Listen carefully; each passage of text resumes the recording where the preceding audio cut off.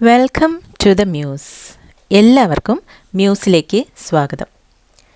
ഇന്ന് നമ്മൾ വായിക്കാൻ പോകുന്നത് കുന്തലത ഭാഗം 5 അധ്യായങ്ങൾ 8ഉം 9ഉം. കഴിഞ്ഞ എപ്പിസോഡിൽ നമ്മൾ വായിച്ചു നിർത്തിയത് ഒരു വൈരാഗി അഥവാ ദിവ്യസന്യാസി വന്ന് രാജകൊട്ടാരത്തിൽ രാജകുമാരൻ്റെയും രാജകുമാരിയുടെയും ചോദ്യങ്ങൾക്ക് ഉത്തരം ആംഗ്യ രൂപത്തിൽ പറയുകയും അവസാനം ഒരു ഓല കൊടുത്ത് അത് ഈശ്വരകൽപ്പിതമാണെന്നും ഇന്ന ദിവസം തുറന്നു നോക്കി അതുപോലെ ചെയ്താൽ രാജകുമാരന് നല്ലത് ഭവിക്കുമെന്നും അറിയിച്ച് മടങ്ങിപ്പോകുന്നിടത്താണ്.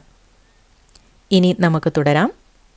അധ്യായം 8 ഗൂഢസന്ദർശനം.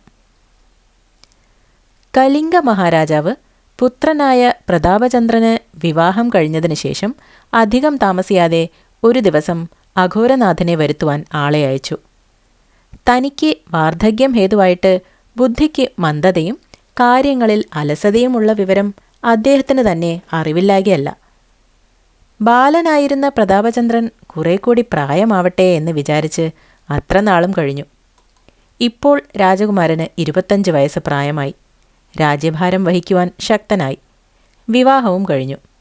അതുകൊണ്ട് പ്രതാപചന്ദ്രന് അഭിഷേകം കഴിച്ച് അഘോരനാഥനെ പ്രധാനമന്ത്രിയാക്കി നിശ്ചയിച്ച് അവരെ സകലവും ഭാരമേൽപ്പിച്ച് തനിക്ക് രാജ്യം വിട്ട് വിശ്വവിശ്രുതയായ മണികർണികയിൽ പോയി ആ പുണ്യഭൂമിയിൽ ശേഷം ജീവകാലം കഴിച്ച് മരിക്കുമ്പോൾ സാക്ഷാൽ ഈശ്വരങ്കൽ തന്നെ താരകബ്രഹ്മം ഉപദേശം വാങ്ങി സായുജ്യം സമ്പാദിക്കണമെന്ന് വളരെ കാലമായി താൻ വിചാരിച്ചു പോന്നിരുന്ന ആഗ്രഹം സാധിപ്പിക്കുവാൻ നല്ല തരം വന്നു എന്ന് നിശ്ചയിച്ചു.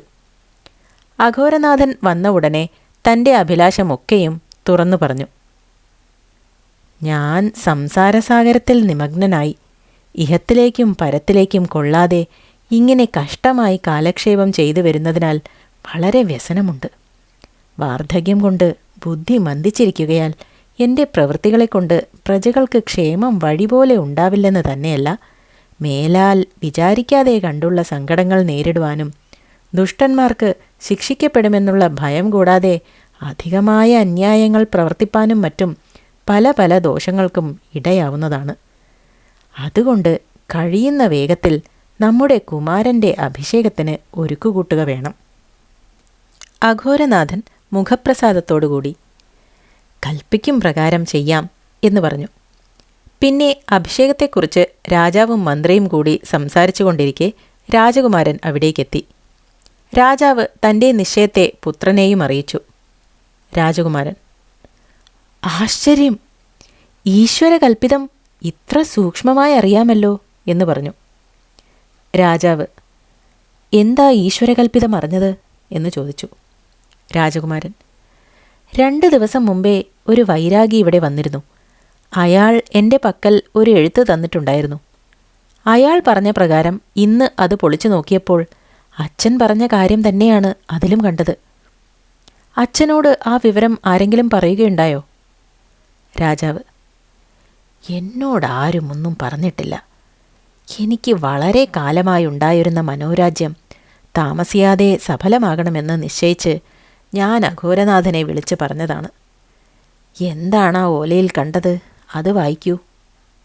രാജകുമാരൻ: താമസിയാതെ അഭിഷേകം കഴിച്ച് ചിരകാലം കീർത്തിമാനായി വാഴുക എന്ന് സംസ്കൃതത്തിൽ എഴുതിയിരുന്നത് വായിച്ചു. അപ്പോൾ തന്നെ അഘോരനാഥൻ ആ ഓല വാങ്ങി നോക്കി. രാജാവ്: ദൈവകൽപ്പിതം ഇങ്ങനെ അറിവാനിടവന്നത് തന്നെ അത്ഭുതം. എൻ്റെ മനോരഥവും അതിനോട് അനുകൂലിച്ചത് അധികം അത്ഭുതം. ഏതെങ്കിലും ഇനി കാലവിളംബം ഒട്ടുമരുത്. അഘോരനാഥൻ എന്തോ ഒരു ശങ്ക തോന്നിയതുപോലെ ആ ഓലയിൽ എഴുതിയത് കുറേ നേരം സൂക്ഷിച്ചു നോക്കി. ഇത് ഇപ്പോൾ എൻ്റെ പക്കലിരിക്കട്ടെ എന്ന് പറഞ്ഞ് ഓലയും കൊണ്ടുപോയി. രാജാവ് പ്രതാപചന്ദ്രനെ സമീപത്തിരുത്തി തൻ്റെ മനോരാജ്യങ്ങളെയൊക്കെയും അറിയിച്ച ശേഷം രാജധർമ്മത്തെയും രാജ്യപരിപാലനത്തെയും മറ്റും കുറിച്ച് പല ഉപദേശവാക്കുകളെ പറഞ്ഞു കൊടുക്കുകയും ചെയ്തു. അഘോരനാഥൻ രാജാവിൻ്റെ തിരുമുമ്പാകെ നിന്ന് വിട വാങ്ങിപ്പോന്ന ഉടനെ ആ ഓല രാജകുമാരൻ്റെ പക്കൽ കൊടുത്ത് സന്യാസിയെ എവിടുന്നെങ്കിലും കണ്ടുപിടിച്ച് കൊണ്ടുവരണമെന്ന് പറഞ്ഞേൽപ്പിച്ച് പല വഴിക്കും ആളുകളെ അയച്ചു. ചന്ദനോദ്യാനത്തിലേക്ക് പോയി. അവിടെ എത്തിയ ഉടനെ തൻ്റെ ആസ്ഥാന മുറിയിൽ ചെന്ന് അഭിഷേകത്തിന് വേണ്ടുന്നവരെ ഒക്കെയും വരുത്തുവാൻ എഴുത്തുകൾ എഴുതുമ്പോൾ ഒരു ഭൃത്യൻ കടന്നു വന്നു. അഘോരനാഥൻ എന്തിനു വന്നു എന്ന് ചോദിക്കും ഭാവത്തിൽ അവൻ്റെ മുഖത്തേക്ക് നോക്കി.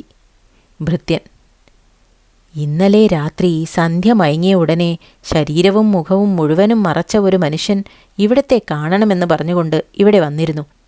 അടിയന്തരമായി ഒരു കാര്യം കൊണ്ട് പറയുവാനാണെന്നും പറഞ്ഞു.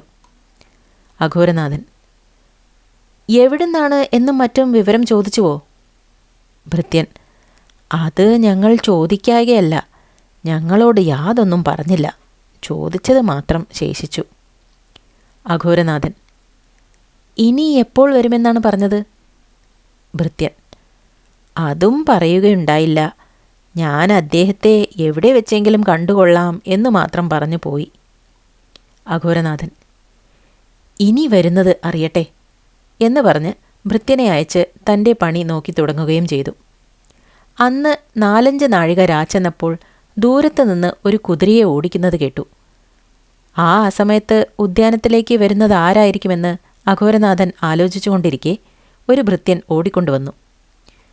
ഇന്നലെ വന്ന ആൾ തന്നെയാണെന്ന് തോന്നുന്നു, ഇതാ വന്നിരിക്കുന്നു. ഇന്നലത്തെ പോലെ തന്നെയല്ല വേഷം, ഇന്ന് വിശേഷിച്ച് കുതിരയുമുണ്ട് എന്ന് പറഞ്ഞു. അഘോരനാഥൻ ആ ആളോട് എൻ്റെ മന്ത്രശാലയിലേക്ക് വരുവാൻ പറയുക എന്ന് പറഞ്ഞ് താൻ മന്ത്രശാലയിലേക്ക് പോവുകയും ചെയ്തു. മന്ത്രശാലയിൽ ചെന്നിരുന്നപ്പോഴേക്ക് ആ മനുഷ്യനുമെത്തി. അഘോരനാഥനെ തൻ്റെ കൃത്രിമ മുഖത്തെ നേത്രങ്ങളിലൂടെ സൂക്ഷിച്ചു നോക്കി ആൾ മാറിയിട്ടില്ലെന്ന് നല്ലവണ്ണം തീർച്ചയായ ശേഷം തൻ്റെ അടിക്കുപ്പായത്തിൻ്റെ ഉറയിൽ കൈയിട്ട് അവിടെ ഭദ്രമായി സൂക്ഷിച്ചിട്ടുണ്ടായിരുന്ന ഒരു തോൽസഞ്ചി എടുത്ത് കെട്ടടിച്ച് അതിൽ നിന്ന് ഒരു എഴുത്തെടുത്ത് ഒന്നും പറയാതെ അഘോരനാഥൻ്റെ കയ്യിൽ കൊടുത്തു. അഘോരനാഥൻ അയാളുടെ സ്വരൂപവും പ്രച്ഛന്ന വേഷവും മറ്റും കണ്ടപ്പോൾ കുറച്ചുനേരം അന്ധനായി നിന്നു. എഴുത്ത് കിട്ടി വായിച്ചപ്പോൾ പരിഭ്രമമൊക്കെയും തീർന്ന് സന്തോഷം കൊണ്ടായിരിക്കാമെന്ന് തോന്നുന്നു കണ്ണുനീർ തന്നാലെ പൊടിഞ്ഞു. ആ എഴുത്ത് ഒരിക്കൽ കൂടി വായിച്ചു. കണ്ണുനീർ തുടച്ച് പിന്നെയും വായിച്ചു. അതിൻ്റെ ശേഷം ആ എഴുത്ത് കയ്യിൽ തന്നെ വയ്ക്കാതെ ആ നിലയിൽ തന്നെ നിന്ന് ഒരു 2-3 നാഴിക നേരം രഹസ്യമായി ആ മനുഷ്യനോട് സംസാരിച്ച് അയാളെ പുറത്തേക്ക് കൊണ്ടുവന്ന് ഭക്ഷണവും മറ്റും വേണ്ടതുപോലെ കഴിപ്പിക്കുവാൻ ഭൃത്യന്മാരെ ഏൽപ്പിച്ച് താൻ ആസ്ഥാനമുറിയിലേക്ക് തന്നെ പോവുകയും ചെയ്തു. അപ്പോഴേക്ക് രാജധാനിയിൽ നിന്ന് 2 കിങ്കരന്മാരെത്തി അഘോരനാഥൻ്റെ മുമ്പിൽ വന്ന് വണങ്ങി. അതിൽ ഒരുത്തൻ പറഞ്ഞു, ഞങ്ങൾ ആ സന്യാസിയെ തിരഞ്ഞ് പല ദിക്കിലും പോയി, കാണുവാൻ കഴിഞ്ഞില്ല. അയാളുടെ കൂടെയുണ്ടായിരുന്ന ഒരു ശിഷ്യനെ കണ്ടെത്തി. ആ ശിഷ്യനും സന്യാസിയും വേറെ ഒരു ശിഷ്യനും കൂടി മിനിഞ്ഞാന്ന് രാത്രി ഒരുമിച്ച് ഒരു വഴിയമ്പലത്തിൽ കിടന്നിരുന്നുവത്രേ. പുലർച്ചെ എഴുന്നേറ്റ് നോക്കിയപ്പോൾ ആ സന്യാസിയെ കണ്ടില്ലെന്നും നാട് വിട്ടു പോയി എന്ന് തോന്നുന്നു എന്നും ആ ശിഷ്യൻ പറഞ്ഞു. ഞങ്ങളിനി ഏത് ദിക്കിൽ തിരയേണ്ടു എന്നറിയാതെ മടങ്ങിപ്പോന്നതാണ്. അഘോരനാഥൻ നല്ലത്, നിങ്ങളിനി അതിനായിട്ട് യത്നിക്കേണ്ട. ആ വൈരാഗി ശിഷ്യരെ വിട്ടു പോയതോർക്കുമ്പോൾ ഞാൻ വിചാരിച്ചെന്ന പോലെ വിശിഷ്ടനാണെന്ന് തോന്നുന്നില്ല. അതുകൊണ്ട് ഇനി അയാളെ കാണണമെന്നില്ല എന്ന് പറഞ്ഞ് അവരെ മടക്കി അയച്ചു. അതിനിടയിൽ ഭൃത്യന്മാർ തമ്മിൽ മറ്റൊരിടത്ത് വെച്ച് ആ വന്ന വികൃതരൂപൻ ആരായിരിക്കാമെന്ന് ആലോചിച്ചു തുടങ്ങി. അവരിൽ അധികം പഴമയുള്ള ഒരു ഭൃത്യൻ തൻ്റെ വിവരണം കൊണ്ട് മറ്റുള്ളവരുടെ ശങ്കാപരിഹാരം വരുത്തി. ഇങ്ങനെ അപൂർവം ചിലർ ചിലപ്പോൾ വരാറുണ്ട്, പക്ഷേ ഇത്ര കെട്ടിമൂടിക്കൊണ്ടും മുഖം കാണിക്കാതെയും മറ്റുമല്ല. ഈ മാതിരിക്കാരെ ചാരന്മാരെന്നാണ് പറയുക. ഓരോ രാജ്യങ്ങളിൽ ഓരോ വേഷം ധരിച്ച് ഓരോ പേരും പറഞ്ഞ് അവിടവിടെ കഴിയുന്ന വർത്തമാനങ്ങൾ ഓരോന്ന് ഒറ്റി നിന്നറിഞ്ഞ് നമ്മുടെ യജമാനനെ സ്വകാര്യമായി വന്നറിയിക്കുക. ഇതാണ് പോലും ഈ കൂട്ടരുടെ പണി. വെറും കള്ളന്മാരാണ് എന്ന് പഴക്കമേറിയ ഭൃത്യൻ പറഞ്ഞു. മറ്റൊരു ഭൃത്യൻ, അതൊട്ടുമില്ലാത്തതല്ല, ഇവനും അമ്മാതിരിക്കാരൻ തന്നെയായിരിക്കണം. മറ്റിങ്ങനെ വരേണ്ട ആവശ്യമെന്ത്? ആ വിദ്വാൻ്റെ കുപ്പായവും കാലുറയും കെട്ടും പൂട്ടും എല്ലാം പാടെ കണ്ടപ്പോൾ ഇതാരടാ എന്ന് വിചാരിച്ചുവല്ലോ ഞാൻ. അതല്ലേടോ, ഇവിടെ കഴിയുന്ന വർത്തമാനമെല്ലാം മറ്റെങ്ങാനും പോയി പറഞ്ഞാലോ, അത് നമുക്ക് ദോഷമല്ലേ. മൂന്നാമതൊരു ഭൃത്യൻ, അങ്ങനെ ഏതാനും ചെയ്താൽ നമ്മുടെ യജമാനൻ ഇവനെ വെച്ചേക്കുമോ? രണ്ടാമത് പറഞ്ഞ ഭൃത്യൻ, ഈ കൂട്ടരെ എങ്ങനെ വിശ്വസിക്കും? അങ്ങനെ വല്ലതും ചെയ്താൽ തന്നെ ഇവരെ പിടിക്കാൻ കിട്ടാനോ? 18 അടവും പമ്പരം പാച്ചിലും പഠിച്ചവരല്ലേ ഇവർ? ഇങ്ങനെ പറഞ്ഞ് യജമാനന്റെ കൽപ്പന പ്രകാരം അവർ പുതുതായി വന്ന ആ മനുഷ്യനെ വേണ്ടതൊക്കെയും കൊടുത്ത് സൗഖ്യമായി ഭക്ഷണം കഴിപ്പിച്ചു. ഉണ്ണാനിരിക്കുമ്പോൾ അയാളുടെ മുഖം നോക്കുവാൻ അവർ ശ്രമിച്ചു. ഇരുട്ടത്തിരുന്നാണ് ഉണ്ണുന്നത് എന്ന് പറയുകയാൽ അതിന് തരമുണ്ടായില്ല. രാത്രി കിടക്കുമ്പോഴും ഒരകത്ത് വാതിലടച്ച് തഴുതിട്ടിട്ടാണ് കിടന്നത്. ആയതുകൊണ്ട് മുഖം കാണുവാൻ അപ്പോഴും തരമായില്ല. ഏകദേശം 5 നാഴിക പുലരാനുള്ളപ്പോൾ അഘോരനാഥൻ തന്നെ എഴുന്നേറ്റ് വിളക്ക് കൊളുത്തി ആ മനുഷ്യനെ വിളിച്ച് അയാളുടെ പക്കൽ ഒരെഴുത്തു കൊടുത്തു. അത് അപ്പോൾ തന്നെ കുപ്പായത്തിൽ സൂക്ഷിച്ചു വെച്ച് തൻ്റെ കുതിരപ്പുറത്ത് കയറി ഒട്ടും താമസിയാതെ യാത്ര പറഞ്ഞു പോകുകയും ചെയ്തു. അധ്യായം 9. അഭിഷേകം. അഭിഷേകത്തിന് നിശ്ചയിച്ച ദിവസം വന്നപ്പോഴേക്ക് ഉപാധ്യായന്മാർ, കർമ്മികൾ, പുരോഹിതന്മാർ, അഗ്നിഹോത്രികൾ, സോമയാജികൾ മുതലായ മഹാബ്രാഹ്മണരും അനവധി ജനങ്ങളും എത്തിക്കൂടി. മുഹൂർത്ത സമയത്ത് പ്രതാപചന്ദ്രനെയും വാമഭാഗത്ത് സ്വർണമയീ ദേവിയെയും സിംഹാസനങ്ങളിന്മേൽ ഇരുത്തി വളരെ മന്ത്രങ്ങളെക്കൊണ്ട് പരിശുദ്ധമായ ജലത്തെ അവരുടെ തലയിൽ അഭിഷേകം ചെയ്തും പുരോഹിതർ അവരുടെ പരദേവതയെക്കുറിച്ച് ചില മന്ത്രങ്ങൾ അവർക്ക് ഉപദേശിക്കുകയും കിരീടം തലയിൽ വയ്ക്കുകയും ചിത്രരഥ മഹാരാജാവ് രാജ്യഭരണചിഹ്നമായ വാൾ പുത്രന്റെ പക്കൽ ഏൽപ്പിച്ചു കൊടുക്കുകയും മറ്റും ക്രിയകൾ വഴിപോലെ കഴിഞ്ഞു. അന്ന് വൈകുന്നേരം തന്നെ യുവരാജാവും രാജ്ഞിയും കൂടി നഗരപ്രവേശം ചെയ്തു. കലിംഗരാജാവിൻ്റെ പ്രധാന നഗരത്തിൽ രാജവീഥി എന്ന പേരായി വളരെ വിസ്തീർണമായ ഒരു വീഥിയുണ്ട്. രാജധാനിയുടെ വടക്കേ ഗോപുരത്തൂടെ പുറത്തേക്ക് കടന്നാൽ ആ വീഥിയിലേക്കാണ് ചെല്ലുക. ആ വീഥി ഏകദേശം ഒരു കുലച്ച വില്ലിൻ്റെ ആകൃതിയിൽ രാജധാനിയുടെ തെക്കേ ഗോപുരത്തിലോളമുണ്ട്. നഗരവാസികൾ ആ വീഥിയെ അതിമനോഹരമായി അലങ്കരിച്ച് ദീപങ്ങളെക്കൊണ്ട് പ്രകാശിപ്പിച്ചിരിക്കുന്നു. ഭവനങ്ങളുടെ മുൻഭാഗം കുലവാഴകളെക്കൊണ്ടും ഈന്തിൻ പട്ടകളെക്കൊണ്ടും കുരുത്തോലകളെക്കൊണ്ടും ചൊപ്പശീലകളെക്കൊണ്ടും വളരെ കൗതുകമാകും വണ്ണം അലങ്കരിച്ചിരുന്നതിന് പുറമെ വീഥിയിൽ വെലങ്ങനെ വളരെ തോരണങ്ങൾ തൂക്കുകയും ഇടയ്ക്കിടയ്ക്ക് യുവരാജാവും രാജ്ഞിയും ജയിക്കട്ടെ, പ്രതാപചന്ദ്രനെയും സ്വർണമയീ ദേവിയെയും ദൈവം കടാക്ഷിക്കട്ടെ, യുവരാജാവും രാജ്ഞിയും ദീർഘായുസ്സായിരിക്കട്ടെ എന്നീ വിധം ആശീർവാദങ്ങൾ വലിയ അക്ഷരങ്ങളായി വെള്ളശീലകളിൽ കസവ് കൊണ്ട് തുന്നിപ്പിടിപ്പിച്ച് എല്ലാവർക്കും കാണത്തക്ക വിധത്തിൽ സൗധാഗ്രഹങ്ങളിലും സ്തംഭങ്ങളിന്മേലും പതിച്ചിട്ടുണ്ടായിരുന്നു. അസ്തമനശേഷം ഉത്തരഗോപുരത്തൂടെ എഴുന്നള്ളത്ത് പുറപ്പെട്ടു. ആ മഹോത്സവം കാണാൻ വിശേഷ വസ്ത്രങ്ങളും കുറികളും മറ്റും ധരിച്ച് വന്നിരുന്ന അനവധി ജനങ്ങൾ എല്ലാറ്റിലും മുമ്പിൽ തിക്കിത്തിരക്കി നടക്കുന്നു. അതിൻ്റെ വഴിയെ തിരക്കൊഴിപ്പിക്കാനായി അശ്വാരൂഢന്മാരായ ഭടന്മാർ പലരും അങ്ങുമിങ്ങും നടന്ന് എഴുന്നള്ളത്ത് പോവാൻ വഴിയുണ്ടാക്കുന്നു. അവരുടെ പിമ്പിൽ പലവിധ വാദ്യക്കാരെയും 4-5 വരിവരിയായി വിലങ്ങനെ നിർത്തിയിട്ടുണ്ട്. വാദ്യക്കാരുടെ പിന്നാലെ പൊന്നണിഞ്ഞ് 100 കൊമ്പനാനകളെ 2 വരിയായി വിലങ്ങനെ നിർത്തിയിട്ടുള്ളവയുടെ പുറത്ത് വെൺകൊറ്റക്കുടകൾ, വെൺചാമരങ്ങൾ, ആലവട്ടങ്ങൾ എന്നീ രാജചിഹ്നങ്ങളെ ഉയർത്തിപ്പിടിച്ചിട്ടുണ്ട്. അവയുടെ പിമ്പിൽ പല അത്ഭുതമായ അടവുകളും വിരുതുകളും കാണിച്ചുകൊണ്ട് ഒരു കൂട്ടം മല്ലന്മാർ നിൽക്കുന്നുണ്ട്. വഴിയെ കടയും തലയും സ്വർണം കൊണ്ട് കെട്ടിച്ച രാജചിഹ്നങ്ങളായ വടികളെ പിടിച്ചുകൊണ്ട് വലിയ വെള്ള തലക്കെട്ടുള്ള 50 ഹരിക്കാരന്മാർ നിൽക്കുന്നുണ്ട്. അവരുടെ വഴിയെ ഞെറിഞ്ഞൊടുത്ത വിശേഷമായ ആഭരണാലയപാദികളെ ധരിച്ച് 7 സ്ത്രീകൾ മുമ്പിൽ തളിക്കുവാൻ വെള്ളിക്കിണ്ണങ്ങളിൽ വെള്ളമെടുത്തുകൊണ്ട് നിൽക്കുന്നു. അവരുടെ പിന്നിലാണ് യുവരാജാവും രാജ്ഞിയും കയറിയ പല്ലക്ക്. മണിമയമായ ആ പല്ലക്ക് പൂമാലകളെക്കൊണ്ട് അതിവിശേഷമാം വണ്ണം അലങ്കരിച്ചിരുന്നു. പല്ലക്കിൻ്റെ വഴിയെ പ്രഭുക്കന്മാർ, സജീവന്മാർ, സേനാനായകന്മാർ, സ്തുതിപാഠകർ മുതലായവരും മറ്റും അനവധി പുരുഷാരവും കൂട്ടമായി നിൽക്കുന്നു. മേൽ പറഞ്ഞവയുടെ എല്ലാറ്റിൻ്റെയും ഇരുഭാഗത്തും വേലി കെട്ടിയ പോലെ ആയുധപാണികളായ ഭടന്മാരെ അണിയായി നിർത്തിയിരിക്കുന്നു. പല ദിക്കുകളിലും ദീപ്പട്ടികളും ഇടയിൽ മത്താപ്പുകളും ഉണ്ടായിരുന്നതിനാൽ ആ പ്രദേശത്തെ ഇരുട്ട് ലേശം പോലും ഇല്ലെന്ന് തന്നെയല്ല, ജനങ്ങളുടെ മുഖത്തിന് പ്രസന്നതയും എല്ലാ വസ്തുക്കളുടെയും രമ്യതയും സ്വതേയുള്ളതിൽ തുലോം അധികമായി തോന്നി.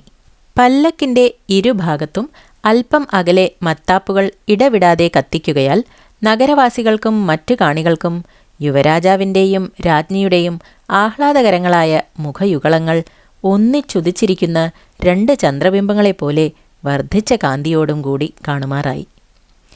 ഇങ്ങനെ ആഘോഷത്തോടു കൂടിയ ആ എഴുന്നള്ളത്ത് സാവധാനത്തിൽ നടന്ന് ഓരോ ഗൃഹങ്ങളുടെ മുമ്പാകെ എത്തുമ്പോൾ പ്രജകൾ താമ്പൂല മാല്യാദികൾ തട്ടുകളിലാക്കി ഉപചാരം ചെയ്യുന്നതിനെ പ്രീതിപൂർവം യുവരാജാവ് സ്വീകരിക്കുകയും പ്രധാനികളായ പ്രജകളോടൊക്കെയും പ്രീതിസൂചകമായി തലകുമ്പിടുകയും അപൂർവം ചിലരോട് 1-2 വാക്ക് സംസാരിക്കുകയും ചെയ്ത് 10 നാഴിക ചെല്ലുന്നതിനു മുമ്പായി തെക്കേ ഗോപുരത്തൂടെ രാജധാനിയിലേക്ക് മടങ്ങിയെത്തുകയും ചെയ്തു. അഭിഷേകം കഴിഞ്ഞതിൻ്റെ അടുത്ത നാൾ തന്നെ അഘോരനാഥന് പ്രധാനമന്ത്രിയുടെ പട്ടം പ്രസിദ്ധമായി രാജസഭയിൽ വെച്ചുകൊടുത്തു. അദ്ദേഹത്തിന് ഇതുകൊണ്ട് സ്ഥാനമാനങ്ങൾ അധികമായി എന്നല്ലാതെ പ്രവൃത്തിക്ക് യാതൊരു വ്യത്യാസവും ഉണ്ടായില്ല. കപിലനാഥനോട് വലിയ രാജാവ് കോപിച്ചതിൽ പിന്നെ പ്രധാനമന്ത്രിയുടെ ഉദ്യോഗം നടത്തി വന്നിരുന്നത് അഘോരനാഥൻ തന്നെയായിരുന്നു. പക്ഷേ അതിനു മുമ്പിൽ ഭരണാധിപൻ്റെ സ്ഥാനമുണ്ടായിരുന്നതിനാലും പ്രധാനമന്ത്രിയുടെ സ്ഥാനം കൊടുക്കായികയാലും അഘോരനാഥനെ ഭണ്ഡാരാധിപൻ എന്ന് തന്നെയാണ് എല്ലാവരും പറഞ്ഞു വന്നിരുന്നത്. തൻ്റെ പ്രാപ്തിക്ക് തകന്നതും പണ്ട് തന്നെ തനിക്ക് കിട്ടുവാൻ അവകാശമുള്ളതുമായ ആ മുഖ്യമായ സ്ഥാനം ലഭിച്ചതിൽ അഘോരനാഥന് സന്തോഷമുണ്ടായി. കുറേ കാലമായി പ്രതിബദ്ധപ്പെട്ട് ക്ലിഷ്ടമാർഗങ്ങളിൽ പ്രവേശിച്ചിരുന്ന ബഹുമാനമാകുന്ന നദി ഇപ്പോഴെങ്കിലും വേണ്ടുന്നിടത്തേക്ക് പ്രവഹിച്ചുവല്ലോ എന്നോർത്ത് പ്രജകൾക്ക് അധികം സന്തോഷമുണ്ടായി. എന്നാൽ അഘോരനാഥൻ്റെ സന്തോഷം തൻ്റെ ജ്യേഷ്ഠൻ വളരെ കാലം നടത്തേണ്ടതായിരുന്നു ആ ഉദ്യോഗം എന്ന് മനസ്സിൽ തോന്നുമ്പോഴുണ്ടാകുന്ന ദുഃഖത്തോട് സമ്മിശ്രിതമായിരുന്നതിനാൽ പൂർണ്ണമായി എന്ന് പറഞ്ഞുകൂടാ. ജ്യേഷ്ഠൻ്റെ മേൽ വലിയ രാജാവിന് നീരസമുണ്ടാവാനുള്ള സംഗതികളും ജ്യേഷ്ഠൻ്റെ ഗ്രഹപ്പിഴയും വിചാരിച്ച് വളരെ കാലത്തേക്ക് അഘോരനാഥൻ ഒരു മൗനവ്രതക്കാരനെ പോലെ ആരോടും മിഥാലാപവും മനസ്സിന് ഒരു ഉന്മേഷവും കൂടാതെ സ്വതേയുള്ള തൻ്റെ പ്രസന്നതയും ഉത്സാഹവും മങ്ങി ഒരു അരസകനെ പോലെയാണ് കഴിഞ്ഞു വന്നിരുന്നത്. മുമ്പത്തെ അധ്യായത്തിൽ വിവരിച്ച ഗൂഢസന്ദർശനം കഴിഞ്ഞതിൽ പിന്നെ ആ അവസ്ഥയ്ക്ക് വളരെ ഭേദം വന്നു. ഇപ്പോൾ പ്രധാനമന്ത്രിയുടെ സ്ഥാനം ലഭിക്കിയാൽ മനസ്സ് ഏകദേശം പൂർവ്വസ്ഥിതിയിൽ തന്നെയായി. വൈമനസ്യം കേവലം അസ്തമിച്ചു. സ്വഭാവം തെളിഞ്ഞ് അധികം പ്രീതികരമായി തീരുകയും ചെയ്തു. അഘോരനാഥന് പ്രധാനമന്ത്രിയുടെ പട്ടം കൊടുത്തു കഴിഞ്ഞ ശേഷം കിഴുക്കടെ കഴിഞ്ഞ് ആവുന്നതിലുള്ള സമ്പ്രദായപ്രകാരം യുവരാജാവ് സിംഹാസനാരൂഢനായി പതീസമേതനായി ആസ്ഥാനമണ്ഡപത്തിലിരുന്ന് കലിംഗരാജാവിന് കപ്പം കൊടുക്കുന്നവരായ ഉപരാജാക്കന്മാരോടും നാട്ടുപ്രഭുക്കന്മാരോടും മറ്റും തിരുമുൽക്കാഴ്ചകൾ സ്വീകരിച്ച് അവരോട് 2-4 വാക്ക് സംസാരിച്ച് താരതമ്യം പോലെ ചില സമ്മാനങ്ങൾ കൊടുത്തയക്കുകയുമുണ്ടായി. അങ്ങനെ തിരുമുൽക്കാഴ്ചയ്ക്ക് വന്നിരുന്നവരിൽ ഒരാളെക്കുറിച്ച് പ്രത്യേകിച്ച് പറയേണ്ടിയിരിക്കുന്നു. അയാൾ വേടർ കരജനാണ്. വേടർ കലിംഗരാജ്യത്തിന് സമീപമുള്ള വനപ്രദേശങ്ങളിൽ വസിച്ച് വേട്ട കൊണ്ടും കായ്കനികളെക്കൊണ്ടും ഉപജീവനം കഴിച്ചു വരുന്ന ഒരു താണജാതിക്കാരാണ്. അസ്ത്രപ്രയോഗത്തിൽ അവർക്ക് അസാമാന്യമായ നൈപുണ്യമുണ്ട്. ഹ്രസ്വഗാത്രന്മാരാണെങ്കിലും എപ്പോഴും വേട്ടയാടുകയാലും മറ്റും കൃഷോദരന്മാരും വാനരജാതികൾക്കുള്ളതിൽ കുറയാതെ അങ്കലാഘവമുള്ളവരുമാണ്. അവരിൽ ചിലർക്ക് കാട്ടാനയെ വേട്ടയാടി കൊല്ലുവാൻ പ്രത്യേക സാമർഥ്യമുണ്ട്. അത് എങ്ങനെയെന്ന് മുമ്പൊരിടത്ത് പ്രസ്താവിച്ചിട്ടുണ്ടല്ലോ. വേടർ കരജനും ഭാര്യയും മക്കളും ഒരാനപ്പുറത്ത് അമ്പാരിയിലാണ് വന്നിരുന്നത്. തിരുമുൽക്കാഴ്ചയ്ക്ക് കാട്ടിൽ നിന്ന് കിട്ടുന്ന പല ദുർലഭങ്ങളായ സാധനങ്ങളും കൊണ്ടുവന്നിരുന്നു. സ്വർണമയി വേടർ കരജനെയും വേടരെയും അടുത്ത് കാണണമെന്ന് ആവശ്യപ്പെട്ടു. യുവരാജാവ് സ്വർണമയിയുടെ കൈയും പിടിച്ച് ആസ്ഥാന മണ്ഡപത്തിൽ നിന്ന് പുറത്തേക്കിറങ്ങി അവിടെ ഒരൊഴിഞ്ഞ സ്ഥലത്ത് 2 ആളുകളും ചെന്നിരുന്നു. വേടർ കരജനെ സമീപം വരുത്തുവാൻ കൽപ്പിച്ചു. അരജൻ വന്ന് വളരെ സന്തോഷത്തോടുകൂടി യുവരാജാവിൻ്റെയും രാജ്ഞിയുടെയും മുമ്പാകെ സാഷ്ടാംഗം നമസ്കരിച്ചു. യുവരാജാവ് അവരെ ഉടനെ എഴുന്നേൽപ്പിച്ച് അടുക്കെ ഉണ്ടായിരുന്ന ഒരു ആസനത്തിന്മേൽ ഇരിക്കാമെന്ന് കാണിച്ചു. അരജൻ, അടിയങ്ങൾ തിരുമുമ്പാകെ ഇരിക്കുക പതിവില്ല എന്ന് പറഞ്ഞു. അപ്പോഴേക്ക് ആളുകൾ ചുറ്റും വന്നുകൂടി അരജനെ കേശാദിപാദം നോക്കി തുടങ്ങി. അരജൻ്റെ ശരീരം നീലച്ചെമ്പിൻ്റെ നിറമാണ്. കുറേ എകരം കുറയുമെങ്കിലും യോഗ്യത നല്ലവണ്ണമുണ്ട്. വസ്ത്രം അരയിൽ ചുറ്റിയിട്ടുള്ളത് 1 മാത്രമേ ഉള്ളൂ. ഓരോ കുരുക്കൾ കൊണ്ടും മൃഗങ്ങളുടെ കൊമ്പുകൾ കൊണ്ടും മറ്റുമുണ്ടാക്കിയ ആഭരണങ്ങൾ വളരെ അണിഞ്ഞിട്ടുണ്ട്. വളരെ വിസ്തൃതമായ മാറിടം, ചുരുങ്ങിയ വയർ, ഹ്രസ്വങ്ങളാണെങ്കിലും മാംസളങ്ങളായ വ്യായാമകഠിനങ്ങളായ കരചരണങ്ങൾ. ഇതുകൾക്ക് പുറമേ വട്ടമൊത്ത ഒരു മുഖവും അല്പം ചെമ്പിച്ച താടിയും മീശയും ചെറിയതാണെങ്കിലും വളരെ തീക്ഷ്ണങ്ങളായ ലോചനയുഗളവും അല്പം വളഞ്ഞ മൂക്കും ആകുന്നു ആ സ്വരൂപത്തിൻ്റെ പ്രധാന ഭാഗങ്ങൾ. അരജൻ്റെ ആ സ്വരൂപവും കുലുക്കമില്ലാത്ത ഒരു നിലയും കണ്ടാൽ നീചനാണെങ്കിലും വളരെ ആർജവവും തനിക്ക് താൻ പോരിയും ഉള്ളതാണെന്ന് തോന്നും. രാജാവും രാജ്ഞിയും അരജനെ നല്ലവണ്ണം നോക്കി വിസ്മയം പൂണ്ടു. രാജ്ഞി: ഇവരുടെ സ്ത്രീകളും ചിലർ വന്നിട്ടുണ്ടെന്ന് തോന്നുന്നു. ആ നിൽക്കുന്നവർ ആരാണ് എന്ന് യുവരാജാവിനോടായിട്ട് ചോദിച്ചു. അരജൻ അത് കേട്ട്: എൻ്റെ പൊന്നു തമ്പുരാട്ടി, അതെൻ്റെ കെട്ടിയവളും കുട്ടികളുമാണ് എന്ന് പറഞ്ഞു. രാജ്ഞി: അവരെ ഇങ്ങോട്ട് വരുത്തുവാൻ ആളെ അയക്കൂ എന്ന് യുവരാജാവിനോട് ആവശ്യപ്പെട്ടു. യുവരാജാവ്: ദേവിക്ക് തന്നെ ആളയക്കരുതോ? ഈ കാണുന്ന അനവധി ജനങ്ങളും ഞാൻ തന്നെയും ദേവിയുടെ ഹിതത്തെ ചെയ്യുവാൻ തയ്യാറായിട്ടുള്ളവരാണെന്ന് അറിവില്ലേ? രാജ്ഞി: ഭർത്താവിൻ്റെ ചാടുവാക്യത്തെ കേട്ട് അടുത്ത് നിന്നിരുന്ന ഒരു സജീവനെ വിളിച്ച് കുറേ സങ്കോചത്തോടുകൂടി തൻ്റെ ആവശ്യം പറഞ്ഞു. അപ്പോഴേക്ക് ആ സജീവൻ വേഗത്തിൽ പോയി അവരെ കൂട്ടിക്കൊണ്ടുവന്നു. രാജ്ഞി വളരെ കൗതുകത്തോടുകൂടി അവരെ കുറേ നേരം നോക്കിയ ശേഷം എഴുന്നേറ്റ് അനുജ്ഞയ്ക്ക് അപേക്ഷിക്കും പോലെ ഭർത്താവിൻ്റെ മുഖത്തേക്കൊന്ന് നോക്കി അരജൻ്റെ പത്നിയുടെ അടുക്കൽ ചെന്ന് അവളോട് കുശലപ്രശ്നം ചെയ്ത് സംസാരിച്ചു തുടങ്ങി. പിന്നെ കുട്ടികളുടെ കറുത്ത കുഞ്ഞിക്കൈകൾ പിടിച്ച് അവരുടെ ആഭരണങ്ങളെയും മറ്റും സൂക്ഷിച്ചു നോക്കി. കാണികളായ മഹാജനങ്ങൾ അത് കണ്ടപ്പോൾ രാജ്ഞിയുടെ ഔദാര്യത്തെയും നന്മയെയും ദയയെയും കുറിച്ച് വളരെ പ്രശംസിച്ചു. അരജൻ്റെ അപ്പോഴത്തെ സന്തോഷം പറഞ്ഞാൽ തീരുന്നതല്ല. രാജ്ഞി അരജൻ്റെ പത്നിയോടും കുട്ടികളോടും സംസാരിച്ചു കൊണ്ടിരിക്കെ അരജൻ തിരുമുൽ കാഴ്ചയ്ക്കുള്ള ദ്രവ്യങ്ങൾ എടുത്തുകൊണ്ടുവരുവാൻ കൽപ്പിച്ചു. അപ്പോഴേക്ക് വേടർ പലരും കൂടി സാമാനങ്ങൾ ഓരോന്നായി താങ്ങിപ്പിടിച്ച് എടുത്തുകൊണ്ടുവന്ന് തുടങ്ങി. ഒന്നാമതായിട്ട് വലിയ 2 ആനക്കൊമ്പുകൾ യുവരാജാവിൻ്റെ തിരുമുമ്പാകെ വെച്ചു. അരജൻ: ഉണ്ണിത്തമ്പുരാനോടണഞ്ഞ കൊമ്പൻ്റേതാണിത് എന്ന് പറഞ്ഞു. യുവരാജാവ് ആ വിവരം രാജ്ഞിയെ അറിയിച്ചു. രാജ്ഞി: ജ്യേഷ്ഠനെ രക്ഷിച്ച വേടൻ ഈ കൂട്ടത്തിലുണ്ടോ എന്ന് ചോദിച്ചു. അരജൻ ഉടനെ അവനെ വരുത്തി മുമ്പിൽ നിർത്തി. രാജ്ഞി കണ്ണിൽ വെള്ളം നിറച്ചുകൊണ്ട് തൻ്റെ വിരലിന്മേലുണ്ടായിരുന്ന അനർഘമായ ഒരു വൈരമോതിരം ഊരി അപ്പോൾ തന്നെ അവന് സമ്മാനിച്ചു. അപ്പോൾ അത് കണ്ട് നിൽക്കുന്ന മറ്റു വേടർക്കൊക്കെയും സന്തോഷം കൊണ്ട് ആർത്തു വിളിച്ചു. രാജാവും അവന് നല്ല ഒരു സമ്മാനം കൊടുത്തു. രാജ്ഞി പിന്നെയും അരജൻ്റെ ഭാര്യയോട് സംസാരിപ്പാൻ തുടങ്ങി. യുവരാജാവ് കാഴ്ചദ്രവ്യങ്ങളൊക്കെയും ഒന്ന് നോക്കി താൻ സ്വീകരിച്ചതിന് അടയാളമായി കൈകൊണ്ടൊന്ന് തൊട്ടു. പിന്നെ അരജനും വേടർക്കും സമ്മാനം കൊടുക്കുവാൻ തുടങ്ങി. സമ്മാനം കൊടുത്തു കഴിഞ്ഞ് അവർ വിടവാങ്ങാറായപ്പോൾ രാജ്ഞി തൻ്റെ കഴുത്തിൽ കിടന്നിരുന്ന ഒരു വിലയേറിയ മുത്തുമാല എടുത്ത് അരജൻ്റെ പത്നിക്ക് സമ്മാനിച്ചു. കുട്ടികൾക്കൊക്കെയും തരം പോലെ ചില സമ്മാനങ്ങളും കൊടുത്തു. എല്ലാവരും തമ്മിൽ പിരിയാറായപ്പോൾ രാജ്ഞി തൻ്റെ ഭർത്താവിനോട് സ്വകാര്യമായി: അരജൻ്റെ ഭാര്യയുടെ കഴുത്തിൽ കിടക്കുന്ന ആ മാല പോലെ ഒരു മാല എനിക്കുണ്ടാക്കി ചയപ്പാൻ അരജനോട് അപേക്ഷിക്കണമേ എന്ന് പറഞ്ഞു.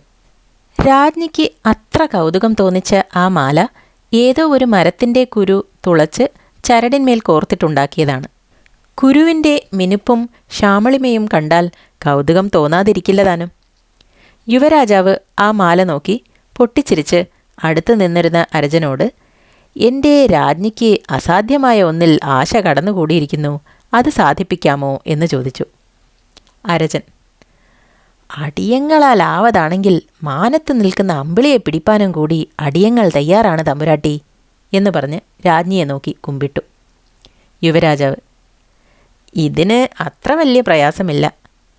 രാജ്ഞിക്ക് കഴുത്തിലേക്ക് ആഭരണങ്ങൾ തരത്തിലൊന്നുമില്ലാത്തതിനാൽ അരജൻ്റെ കെട്ടിയവളുടെ കഴുത്തിൽ കിടക്കുന്ന മാല പോലെ ഒരു മാല താമസിയാതെ ഉണ്ടാക്കി ചയച്ചാൽ നന്ന് എന്ന് പറഞ്ഞു. രാജാവ് ഇങ്ങനെ നേരം പോക്കായി പറഞ്ഞപ്പോൾ രാജ്ഞി കുറച്ച് നാണം പൂണ്ട് തല താഴ്ത്തി രാജാവിനെ ഗൂഢമാകും വണ്ണം കടാക്ഷിച്ചു. അപ്പോഴേക്ക് അരജൻ്റെ ഭാര്യ രാജ്ഞിയുടെ ആവശ്യം മനസ്സിലാക്കി വേഗത്തിൽ ആ മാല തന്നെ തൻ്റെ കഴുത്തിൽ നിന്നെടുത്ത് രാജ്ഞിയുടെ അടുക്കൽ കൊടുക്കുവാൻ കൊണ്ടുചെന്നു. രാജ്ഞി: ഇത് ഞാൻ വാങ്ങുന്നില്ല, താമസിയാതെ ഉണ്ടാക്കി ചയച്ചാൽ മതി എന്ന് പറഞ്ഞു. രാജ്ഞി തന്നോട് ആ മാല സ്വീകരിക്കായാൽ സൗഖ്യക്കേട് കൊണ്ട് അരജൻ്റെ ഭാര്യയ്ക്ക് കണ്ണിൽ വെള്ളം നിറഞ്ഞു. രാജ്ഞി അത് കണ്ടപ്പോൾ മനസ്സലിഞ്ഞ് രാജാവിൻ്റെ സമ്മതം കിട്ടുവാനായിട്ട് മുഖത്തേക്കൊന്ന് നോക്കി. രാജാവ് ഒട്ടും തരക്കേടില്ല, അത് തന്നെ വാങ്ങിക്കൊള്ളൂ എന്ന് പറഞ്ഞപ്പോൾ രാജ്ഞി സന്തോഷത്തോടുകൂടി കൈകാണിച്ചു. അരജൻ്റെ ഭാര്യ ഒട്ടും മടിക്കാതെ അത് രാജ്ഞിയുടെ കഴുത്തിൽ തന്നെ ഇടിച്ചു.